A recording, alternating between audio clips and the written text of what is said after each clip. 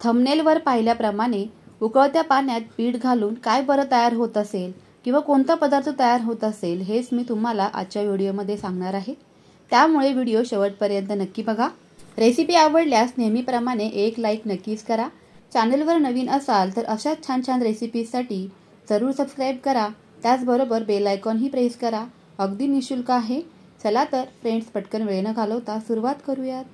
सर्वात आधी इथे मी एका कढईमध्ये पाणी उकळण्यासाठी ठेवलेलं आहे। पाण्याला मस्त अशी खळखळून उकळी काढून घ्यायची आहे आणि चवीपुरतं मीठ घालायचं आहे। त्यानंतर रेग्युलर जे आपण चपाती बनवण्यासाठी गव्हाचं पीठ भिजवतो ना, त्याच पद्धतीने इथे आपल्याला पीठ भिजवून घ्यायचं आहे। चपात्यांचं कणिक भिजवणे हे खूप सोपी पद्धत आहे आणि सर्वांनाच अगदी ते सहज जमतं। म्हणून इथे मी पीठ भिजवण्याचा व्हिडिओ काही दाखवला नाही, कारण व्हिडिओ पण खूप मोठा होऊन जातो। खूप जास्त सैलसर हे पीठ भिजवायचं नाही। ज्या पद्धतीने आपण चपात्या बनवतो ना, अगदी सेम त्याच पद्धतीने इथे आपल्याला पीठ भिजवून घ्यायचं आहे। आता हे जे पीठ आहे ना, या पद्धतीने हातावर घ्यायचं आहे आणि अगदीच मी दाखवते त्या पद्धतीने इथे कैचीने आपल्याला कट देत जायचं आहे या पिठाला। खूप जास्त मोठे मोठे आणि जाडजाड हे तुकडे करायचे नाही।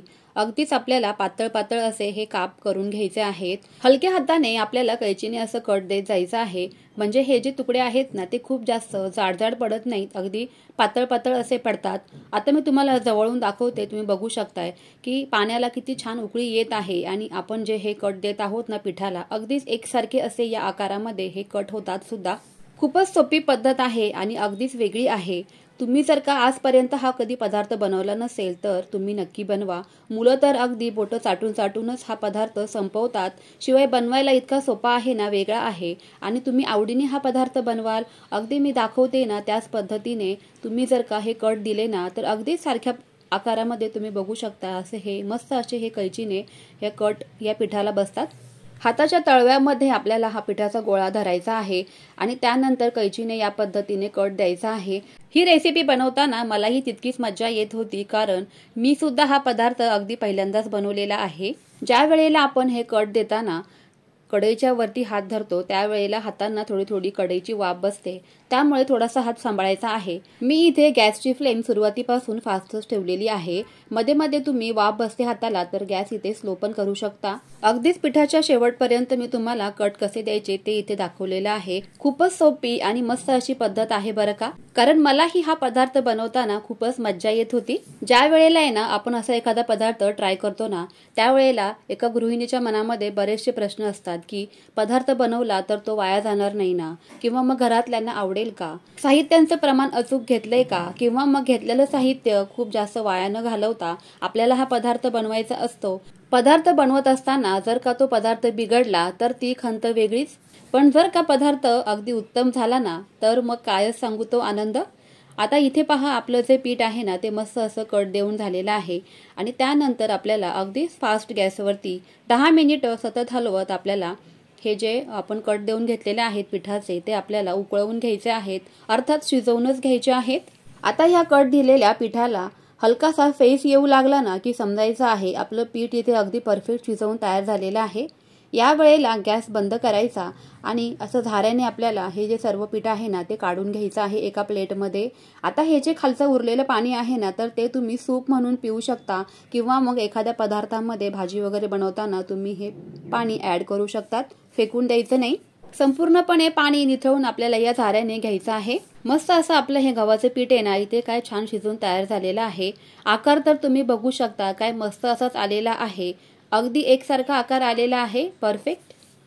सर्वच पीठ आहे ना हे उकळलेलं मी मस्त झाऱ्याने निथळून बाजूला काढून घेतलेलं आहे।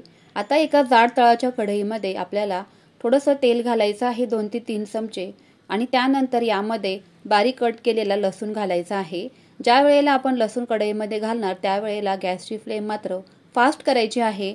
आणि इथे मी आलं घेतलेलं आहे, बारीक बारीक असं कट करून उभे लांब लांब तुकडे केलेले आहेत। आणि त्यानंतर हिरवी मिरची घालायची आहे आवडीप्रमाणे। तुम्ही जर का तिखट खात असाल तर यामध्ये तिखटाचं प्रमाण तुमच्या आवडीप्रमाणे करायचं आहे। इथे मात्र मी हा जो पदार्थ आहे ना मस्त असा झणझणीत बनवलेला आहे, तर मात्र नंतरही मी काही हिरव्या मिरच्या कैचीने अशा पद्धतीने कट करून घातलेल्या आहेत। गव्हाच्या पिठामध्ये गोड चव असल्यामुळे इथे हा पदार्थ मी झणझणीतच बनवत आहे। त्यामुळे मस्त अशा भरपूर हिरव्या मिरच्या घातलेल्या आहेत. पण तुमच्या घरामध्ये जर का लहान मुलं हा पदार्थ खाणार असतील तर बेतानेच हिरव्या मिरच्या घाला किंवा मग लाल तिखटचा वापर केला तरी पण चालेल बरं का. आता हा जे आलं आणि लसूण आहे ना त्याचा कच्चेपणा पूर्णपणे जाईस्तोपर्यंत आपल्याला मोठ्या गॅसच्या फ्लेमवरती हे परतून घ्यायचं आहे. आलं आणि लसूण असं फोडणीला घातल्यामुळे तुमच्या हळूहळू लक्षात येतच असेल की आपण जो पदार्थ बनवतोय तो चायनीजचा पदार्थ बनवतोय. कारण चायनीजच्या पदार्थामध्ये आलं आणि लसूण जो आहे ना तो अगदी हिरो इन्ग्रेडियंटचं काम करतो. त्यामुळे आलं लसूण इथे भरपूर घालायचं आहे आणि मस्त क्रिस्पी होईस्तोपर्यंत फ्राय करून घ्यायचं आहे मोठ्या गॅसवरती. त्यानंतर उभे लांब लांब असे पातळ इथे मी कांद्याचे काप करून घेतलेले आहेत. तर ते सुद्धा आपल्याला अशा हाताने मोकळे करून घ्यायचे आणि कढईमध्ये परतवण्यासाठी घालायचे आहेत. ज्या वेळेला आपण चायनीज फूड बनवत असतो ना त्यावेळेला मोठ्या गॅसवरती आपल्याला ह्या ज्या भाज्या आहेत ना त्या फ्राय करून घ्यायच्या आहेत. फास्ट गॅस केल्यामुळे काय होतं ना की या पदार्थांना किंवा या भाज्यांना स्मोक असा फ्लेवर येतो आणि स्मोकी फ्लेवरमुळे बाहेर ज्या पद्धतीने गाड्यावर आपल्याला चायनीज फूड मिळतं ना सेम त्या पद्धतीचं हे बनवून तयार होतं. आता कांद्याला सुद्धा अगदी क्रिस्पी आणि क्रंचीपणा असा आलेला आहे मोठ्या गॅसमुळे. आता यामध्ये अगदी बारीक कट केलेला कोबी मी घालत आहे. त्यानंतर शिमला मिरची घालायची आहे. तुमच्या आवडीप्रमाणे इथे भाज्यांचं प्रमाण कमी जास्त केलं तरी पण चालणार आहे. त्यानंतर गाजरचे इथे मी उभे लांब लांब असे पातळ कट केलेले आहेत तर ते सुद्धा घालून घेते आणि पुन्हा मी इथे गॅस मोठा केलेला आहे आणि मोठ्या गॅसवर क्रिस्पी क्रंची अशा आपल्याला या भाज्या फ्राय करून घ्यायच्या. चायनीज पदार्थ म्हटला की त्यामध्ये कांद्याची पात ही आलीच. त्यामुळे इथे भरपूर अशी कांद्याची पात इथे मी कट करून घेतलेली आहे. ती सुद्धा आता या कढईमध्ये घालून घ्यायची. सध्या बाजारामध्ये भरपूर अशा वेगवेगळ्या पद्धतीच्या भाज्या अवेलेबल आहेत त्यामुळे कांद्याची पात ही सहज उपलब्ध आहे. मग तुम्हीही घालू शकतात. सर्वच भाज्या पुन्हा एकदा मिक्स करून घ्यायच्या आहेत आणि गॅस मात्र मोठाच ठेवायचा आहे. लवकर शिजण्यासाठी यामध्ये थोडंसं मीठ घालायचं आहे. मिठामुळे काय होतं थोडंसं भाज्यांना पाणी सुटतं आणि अगदी पटकन ह्या शिजल्या देखील जातात. मीठ घातल्यानंतर पुन्हा एकदा ह्या भाज्या छान अशा परतवून घ्यायच्या आहेत. मिठामुळे अगदीच पटकन ह्या भाज्या मऊ झालेल्या आहेत तुम्ही बघू शकताय. चला आता लगेचच यामध्ये सॉसेस ऍड करून घेऊयात. आता इथे मी रेड चिली सॉस घेतलेला आहे. 2 ते 3 चमचे तुमच्या आवडीप्रमाणे यामध्ये तुम्ही सॉसेस ऍड करू शकता. ग्रीन चिली सॉस घेतलेला आहे. त्यानंतर इथे आपल्याला सोया सॉस घालायचा आहे. सोया सॉस खूप जास्त घालायचा नाही. त्यानंतर विनेगर घालायचा आहे 1 ते 2 चमचे. आता हे सर्व सॉसेस ऍड केल्यानंतर गॅस इथे पुन्हा मोठा करायचा आहे. हलकंसं परतवून घ्यायचं आणि त्यानंतर आपण जे गव्हाचे पिठाचे इथे आपण कट केलेले जे काही शेप होते ना तर ते या कढईमध्ये या पद्धतीने घालून घ्यायचे आहेत आणि गॅस इथे स्लो करायचा आहे. स्लो गॅसवरती हे सर्व साहित्य एकदा छान असं मिक्स करून घ्यायचं आणि अगदी अप्रतिम चवीचं आपलं इथे चायनीज फूड बनवून तयार झालेलं आहे. नूडल्स आणि पास्त्याला काय करता असा हा पदार्थ घरच्या घरीच अगदी कमीत कमी साहित्यामध्ये बनवून तयार होतो. गव्हाच्या पिठापासून बनवलेला असल्यामुळे अगदी पौष्टिक आहे. बाहेर जे चायनीज फूड मिळतं ना तर त्यामध्ये बऱ्याच प्रकारचे केमिकल्स असतात आणि शिवाय मैद्यापासून ते पदार्थ बनवले गेले असल्यामुळे आपल्या शरीरासाठी मैदा हा हानिकारकच आहे. अगदी मस्त चटपटीत चवीचा आपला इथे चायनीज पदार्थ बनवून तयार झालेला आहे. हा पदार्थ तुम्ही मुलांच्या डब्याला देऊ शकता. घरी सगळेजण संडेला घरी असल्यानंतर नाश्त्याला बनवू शकता. अगदी सगळ्यांच्या आवडीचा अगदी बोटं चाटून संपवतील असा हा नाश्ता इथे बनवून तयार झालेला आहे. कशी वाटली मग तुम्हाला आजची ही रेसिपी? आवडली का? आवडली असेल तर तुम्ही जरूर बनवा आणि त्याचबरोबर तुमच्या फ्रेंड्स आणि फॅमिलीसोबत जास्तीत जास्त शेअर पण करा बरं का.